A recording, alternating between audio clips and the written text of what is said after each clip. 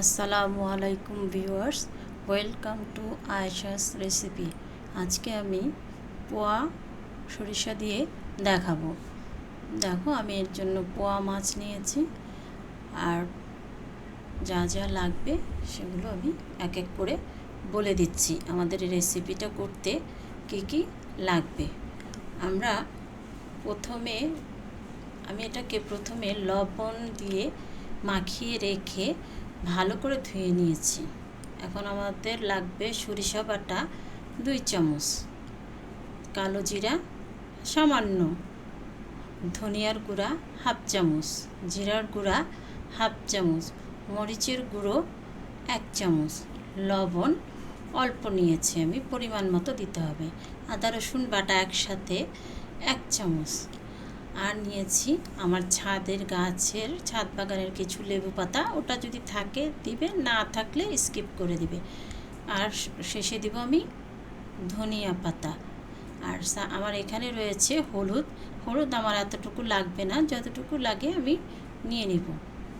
এখন আমি এটাকে ভালো করে ম্যারিনেট করে নিব। সবগুলো মশলা এক এক করে দিয়ে এটাকে ম্যারিনেট করে আমি 30 মিনিট পর্যন্ত রেখে দেব। এবার আমি দেখো এক এক করে সব মশলা দিচ্ছি। প্রথমে দিচ্ছি আমি লবণ, তারপরে দেব আমি তোমার আদা রসুন বাটা, তারপরে দিচ্ছি মরিচ গুঁড়ো, তারপরে দিলাম জিরার গুঁড়ো, ধনিয়ার গুঁড়ো, তারপরে দিলাম হলুদ গুঁড়ো। আমি হলুদটা সবটুকু নিইনি, আমি অল্প পরিমাণে এখানে হলুদ নিয়েছি। এবার আমি এটাকে একটু তেল দিব, তেল দিয়ে এটাকে আমি ভালো করে মাখিয়ে নেব। আমি এখানে অল্প তেল ব্যবহার করব, কারণ এটাকে আমি আবার যখন চুলায় দেব, তেলের দিয়ে কালো জিরা ফোড়ন দিয়ে তারপরে আমরা এটাকে ছাড়বো। এখন আমি এটাকে ভালো করে ওলটপালট করে মেখে নিচ্ছি। এটা যত ভালো করে মাখানো যাবে ততই টেস্ট হবে। এবার শেষে আমি দিচ্ছি সরিষা বাটাটা দিয়ে আবার ভালো করে মেখে আমি 30 মিনিটের মতো এটাকে আমি রেখে দেব।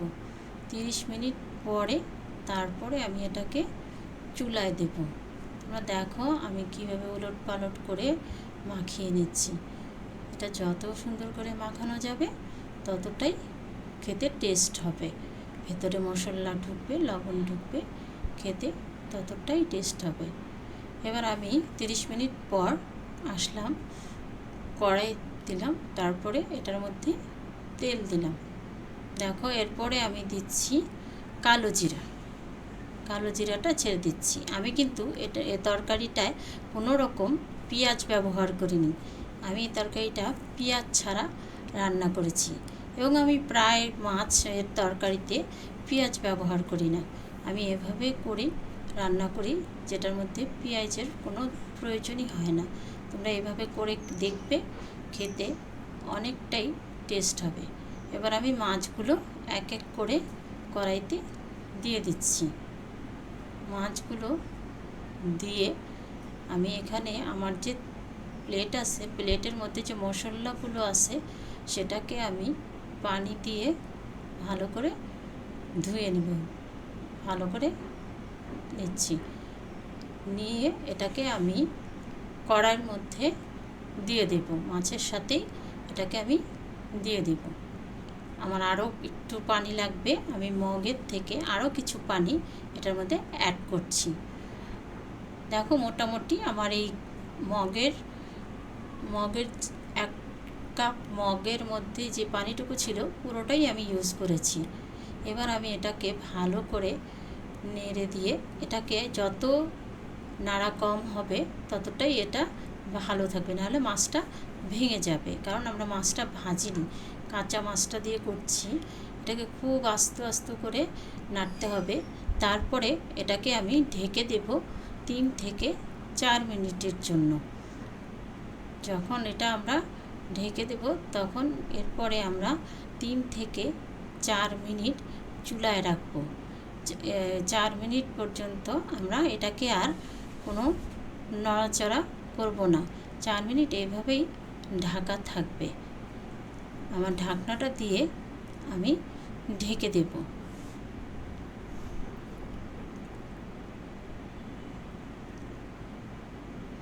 ঢাকনাটা দিয়ে আমি ঢেকে দিলাম। এবার 4 মিনিট পর আমি এটাকে ঢাকনাটা উঠিয়ে নিলাম। দেখো এটা কত সুন্দর। এখন আমি আস্তে আস্তে করে এটাকে নেড়ে দিচ্ছি।